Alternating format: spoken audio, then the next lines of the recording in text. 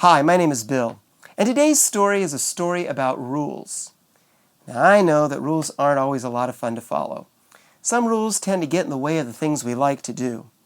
But you know, rules are important, aren't they? For example, if you're trying to play a game, it's really hard if you don't know the rules.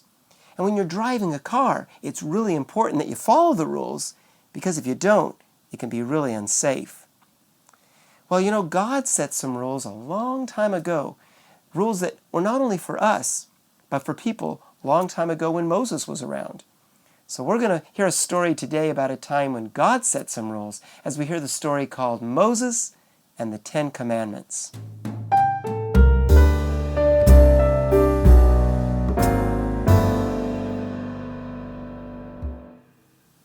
Now Moses was leading God's people from the land of Egypt, where they weren't so happy, to a place where they would be happy. And God was helping them with all of this. And they've been traveling for a long, long time, when all of a sudden, God said, "Moses, I need to talk with you." And he had Moses come to the top of a tall mountain. And when Moses got to the top of the mountain, God said, "Moses, I want the people to be happy. I want the people to get along with each other. But in order to do that, they're going to need to follow my rules." And God made 10 very important rules, commandments, that he wrote in stone so they couldn't be erased. And God told Moses to take those rules back to the people and teach the people so that they could follow those rules and be happy. Now the first rule was a very important one. That rule was that you need to love God more than anyone else. God didn't want people to worship other things or other people. God wanted people to worship him. And the second rule was also important. And that rule was that you need to love others as much as you love yourself. God didn't want people to hate each other. God wanted people to love each other.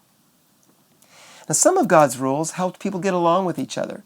For example, he said, "Children, you need to obey your parents."